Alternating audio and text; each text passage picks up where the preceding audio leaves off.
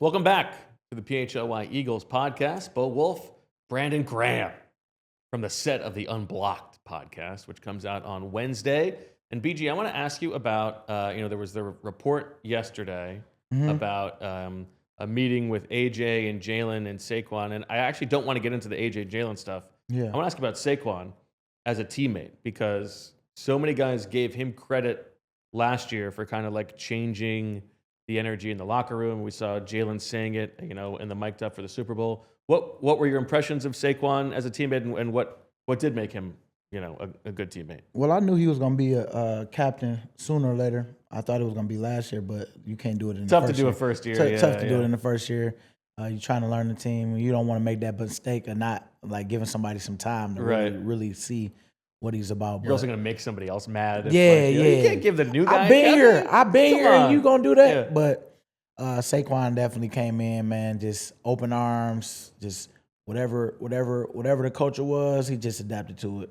But then he made his way around, and he was a good teammate himself. He just wanted to win, and he's doing right now what it is that it takes to win, because it's not always great when you got a bunch of different personalities in there. But I think he's doing a great job, wearing that C this year, and then having to step up and talk with some guys and make some things happen, especially as a leader, man, because sometimes it's uncomfortable and you got to do some uncomfortable things, but you get comfortable in the uncomfort, and I'm loving that he's doing that, because all he want to do is win. I would imagine too, it's a little bit easier to lead when you're having a historic season. He was last year. That too, right? But he's even this year. But that's what I mean, is that this year when he doesn't have those same numbers, that same production, he still has to swallow his ego and do those things. And that shows you who a person really is, because it's all good when it's all good. But when it ain't all good, who are you then? And are you going to be consistent with who you was when it was all good?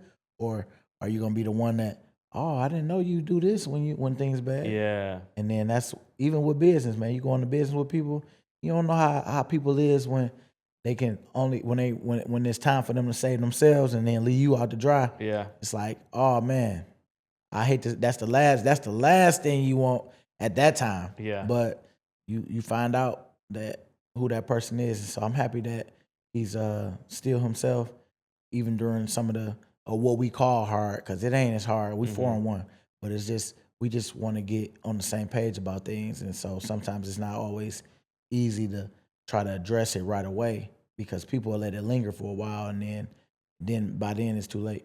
Do you think that what you're saying there, like it's not that hard, we're 4-1, that perspective is maybe lost on some guys, that like you think this is bad, I've been on like teams it's been way worse, 1-4 or whatever. Yeah, and we wasn't winning those games, we was losing, and then it became a bigger thing because now the media is really talking. We 1-4, we stink.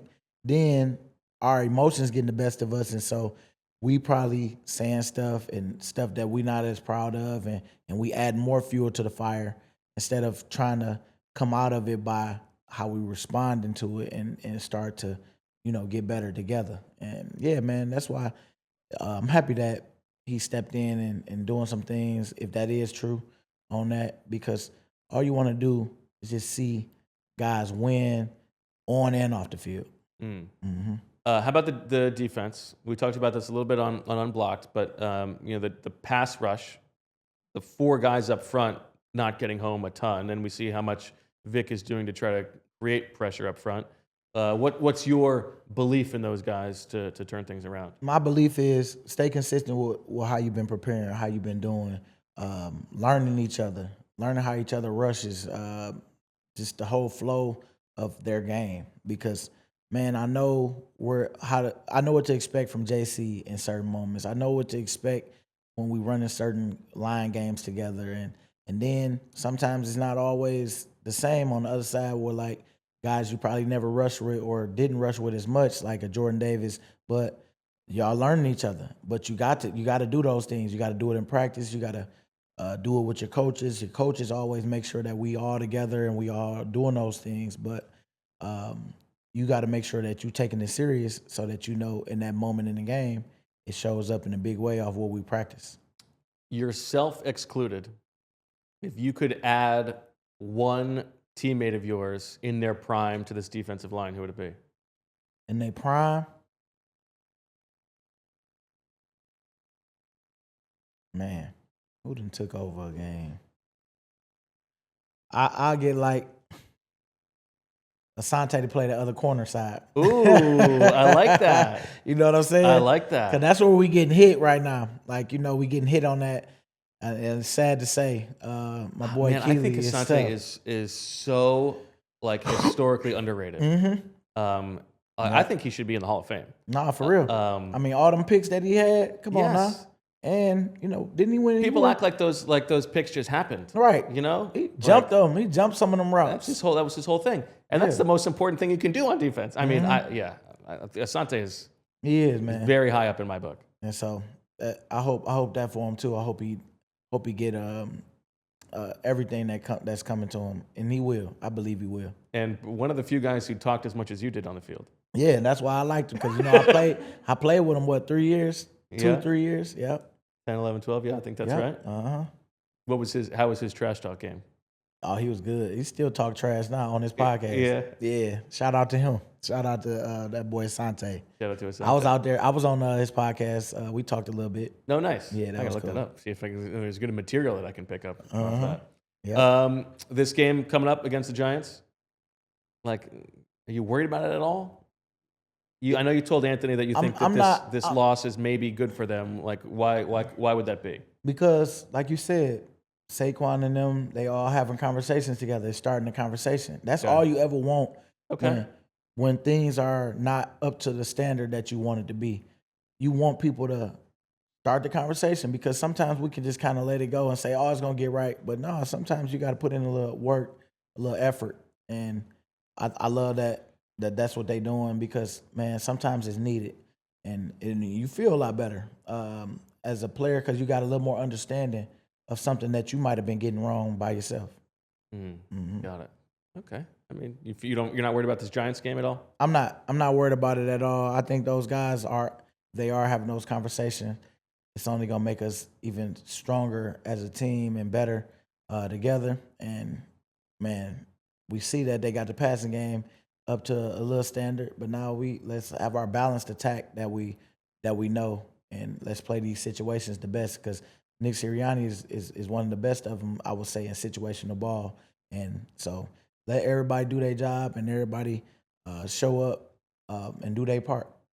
I mentioned this on the podcast, and we never circled back to it. But I was at the game one of the Phillies game, and there you are up on the board, getting everybody psyched. When did you record that? I recorded that in this year. Actually, it was this year. It was probably June. Okay. Yeah, maybe May. Do you ever get tired of seeing your own face?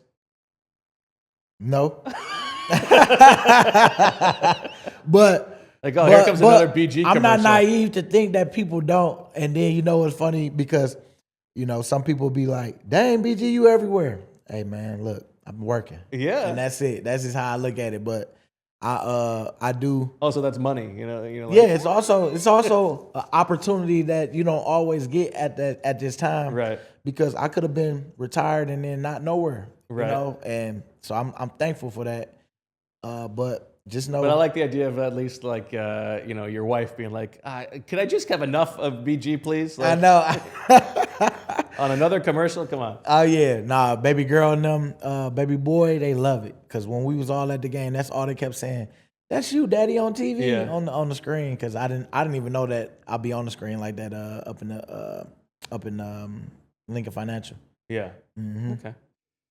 That's all I got for you this week, BG. It's a short week, short conversation. That's fine. Let's we got much more to come on the PHLY Eagles podcast.